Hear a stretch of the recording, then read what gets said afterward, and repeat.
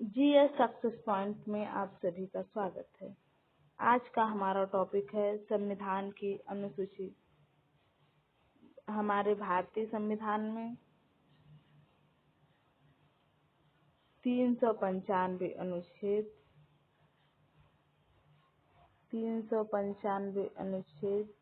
22 भाग और 12 अनुसूचियां हैं। लेकिन मूल संविधान में 12 अनुसूचियां नहीं है। मूल संविधान में 8 अनुसूचियां हैं। 4 अनुसूचियों को भिन्न भिन्न संविधान संशोधनों के द्वारा जोड़ा गया है। तो आज हम सभी संविधान की 12 अनुसूचियों का अध्ययन करेंगे। आइए देखते हैं।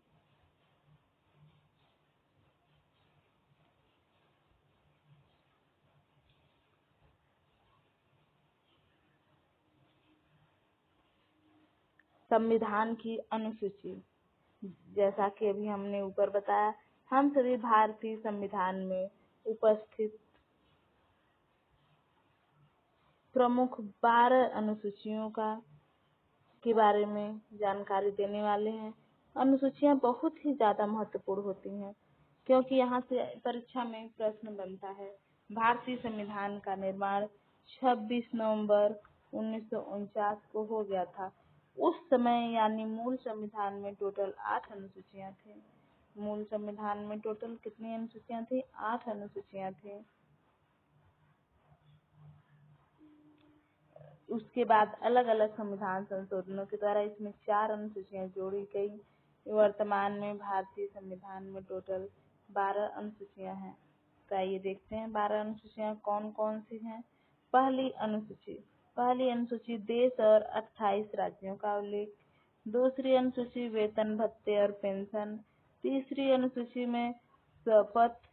चौथी अनुसूची राज्यसभा की सीटों का उल्लेख है। 5वीं अनुसूची में अनुसूचित जाति और जनजाति यानी SC/ST का उल्लेख है।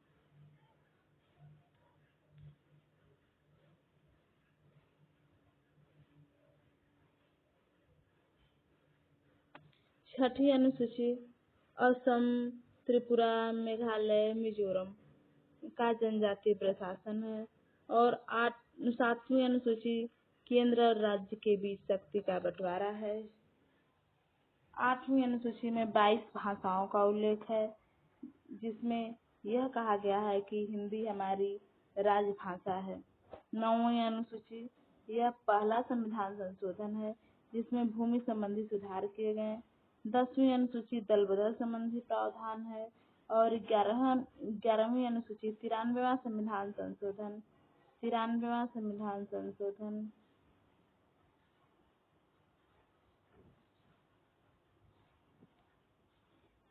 संविधान संशोधन के द्वारा लाई गई, जिसमें 29 विषय हैं, जिसमें टोटल 29 विषय हैं। और ये जो 12वीं अनुसूची है, यह शहरी प्रावधान यानी नगर निकायों का प्रावधान किया गया है। आइए देखते हैं विस्तार से इन 12 अनुसूचियों में क्या क्या लिखा गया है। तो पहली अनुसूची, भारतीय संविधान में विभिन्न राज्यों और केंद्र शासित प्रदेशों का उल्लेख किया गया है। पहली अनुसूची में भारत देश में विभिन्न राज्यों और केंद्र शासित प्रदेशों का उल्लेख किया गया है। जैसे वर्तमान में भारत में पहली अनुसूची में 28 राज्य और 8 केंद्र शासित प्रदेश हैं। 28 राज्य और 8 केंद्र शासित प्रदेश हैं। किसी भी नए राज्य का उल्लेख केंद्र सरकार और केंद्र शासित प्रदेश का निर्माण पहली अनुसूची में संशोधन करना पड़ता है। संविधान के 69वां संविधान संशोधन द्वारा दिल्ली को राष्ट्रीय राजधानी क्षेत्र घोषित किया गया है। इम्पोर्टेंट पॉइंट है कि दिल्ली को राष्ट्रीय राजधानी क्षेत्र घोषित किस संविधान संशोधन के द्वारा किया गया है? तो याद रखिएगा आप लोग, 69 संविधान संशोधन, दिल्ली को राष्ट्रीय राजधानी क्षेत्र का दर्जा दिया गया है। अगर केंद्र या राज्य को किसी केंद्र शासित प्रदेश का निर्माण करना है तो वह पहली अनुसूची में संविधान संशोधन करना पड़ेगा। आते हैं दूसरी अनुसूची। दूसरी अनुसूची में पदाधिकारियों जैसे कि राष्ट्रपति, राज्यपाल, लोकसभा अध्यक्ष, उपाध्यक्ष, राज्यसभा के सभापति, उपसभापति, विधानसभा अध्यक्ष, उच्च न्यायालय के एवं सर्वोच्च न्यायालय के न्यायाधीश, सीएजी आदि को प्राप्त होने वाले वेतन भत्ते और पेंशन का उल्लेख किया गया है। संक्षिप्त में कहें तो दूसरी अनुसूची पदाधिकारियों के वेतन भत्ते और पेंशन का उल्लेख किया गया है। बात करते हैं तीसरी अनुसूची की। तो तीसरी अनुसूची में पदाधिकारियों जैसे कि मंत्री, उच्च न्यायालय, सर्वोच्च न्यायालय के न्यायाधीश आदि के द्वारा ली जाने वाली शपथ, सबसे इम्पोर्टेंट इसमें है शपथ तीसरी अनुसूची में प्रावधान किया गया है। चौथी अनुसूची में राज्यसभा के सीटों का निर्धारण किया गया। यह बहुत ही ज्यादा इम्पोर्टेंट है क्योंकि किसी राज्य के राज्यसभा में कितनी सीटें होंगी यह चौथी अनुसूची के द्वारा निर्धारित किया जाता है। पांचवी अनुसूची में अनुसूचित जनजाति के क्षेत्रों का प्रशासन और नियंत्रण का उल्लेख किया गया है। जैसे भारत में कई प्रकार के अनुसूचित जनजातियां हैं तो उनको पांचवी अनुसूची में रखा गया है।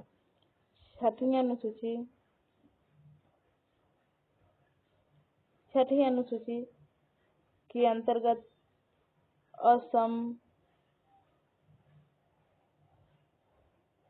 असम, त्रिपुरा, मेघालय, मिजोरम, ATMM याद कर लीजिए आप लोग। ATMM मतलब असम, त्रिपुरा, मेघालय, मिजोरम का उल्लेख किया गया है। सातवीं अनुसूची में केंद्र और राज्यों के बीच शक्ति का बंटवारा, विभिन्न शक्तियों का बंटवारा, यह बहुत ज्यादा इम्पोर्टेंट है क्योंकि सातवीं अनुसूची में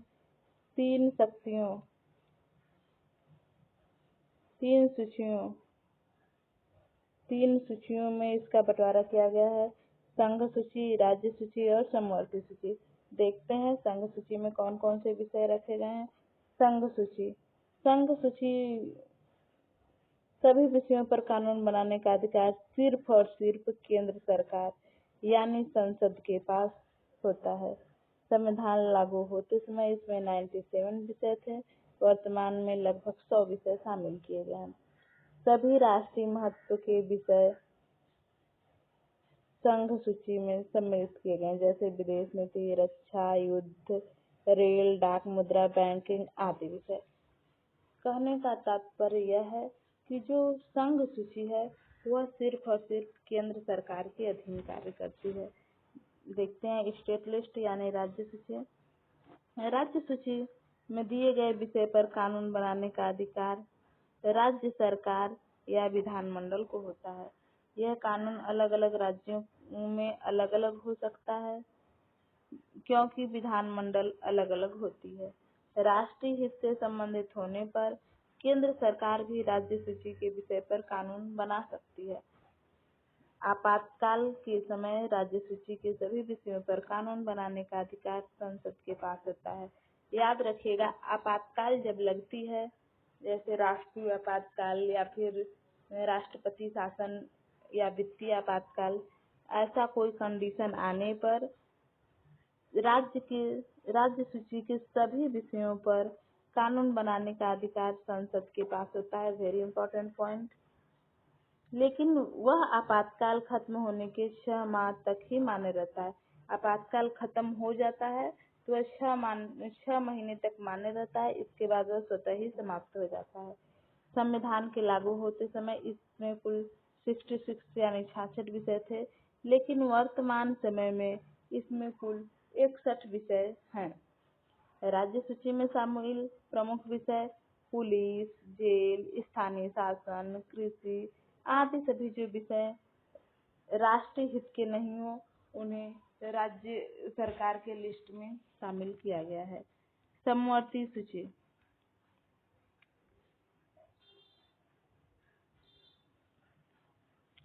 समवर्ती सूची की बात करें तो समवर्ती सूची पर कानून कौन बनाएगा? समवर्ती सूची में उल्लिखित विषयों पर कानून बनाने का अधिकार राज्य और संघ दोनों के पास होता है। राज्य और संघ दोनों के पास इस विषय पर कानून बनाने का अधिकार होता है। यानी इसमें विधानमंडल भी कानून बना सकती है और संसद भी कानून बना सकती है। संसद भी कानून बना सकती है, लेकिन दोनों के कानून में विपरीत यानी विवाद होने पर संसद का कानून ही मान्य होगा।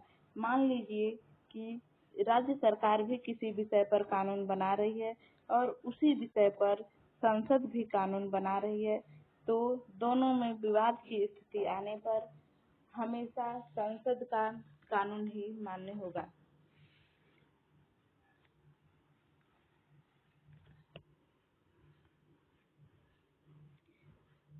राज्य सूची।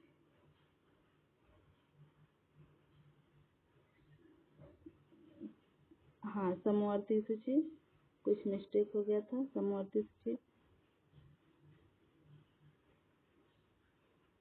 समवर्ती सूची को ऑस्ट्रेलिया के संविधान से लिया गया है। बात किया जाए कि समवर्ती सूची कहाँ से लिया गया है, तो यह ऑस्ट्रेलिया के संविधान से लिया गया है। संविधान के लागू होने के समय समवर्ती सूची में मात्र 47 विषय थे, लेकिन वर्तमान में 52 विषय शामिल किए गए हैं। इसके अंतर्गत विवाह, तलाक, शिक्षा, बिजली, वन आदि। सबसे इम्पोर्टेंट है शिक्षा। अगर बात किया जाए शिक्षा किस सूची का विषय है, तो याद रखिएगा आप लोग, शिक्षा जो है समवर्ती सूची का विषय है। अब हम लोग देखते हैं 8वीं अनुसूची। 8वीं अनुसूची का सबसे ज्यादा इम्पोर्टेंट इसलिए है क्योंकि इसमें हमारी मातृभाषा का उल्लेख किया गया है।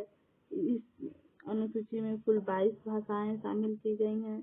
संविधान जब लागू हुआ था उस समय 8वीं अनुसूची में मात्र और मात्र 14 भाषाएं थी, लेकिन वर्तमान में इसमें टोटल 22 भाषाएं हैं।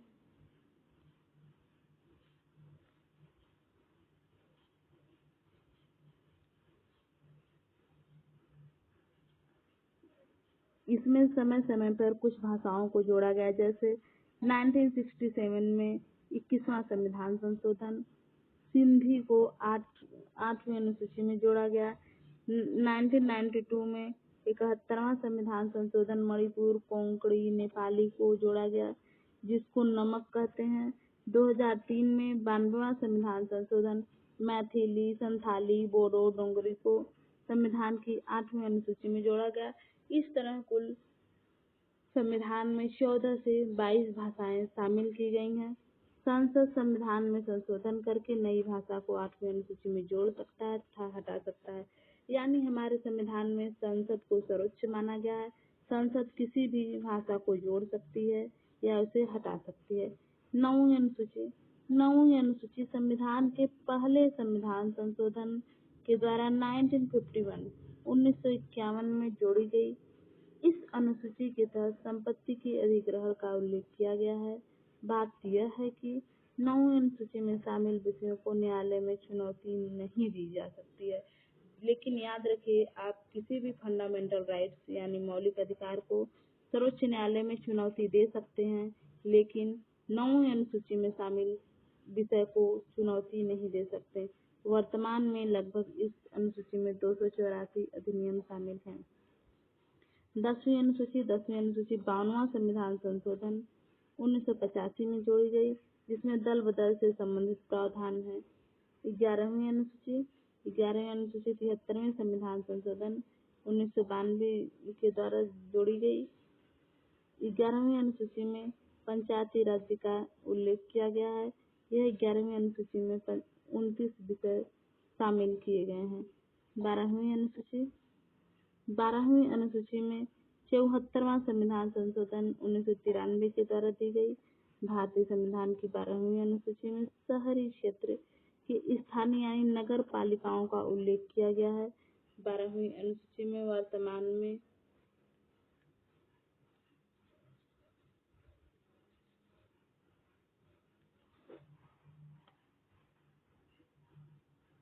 18 विषय शामिल किए गए हैं। आज के लिए बस इतना ही। मिलते हैं अगले टॉपिक में, तब तक के लिए धन्यवाद।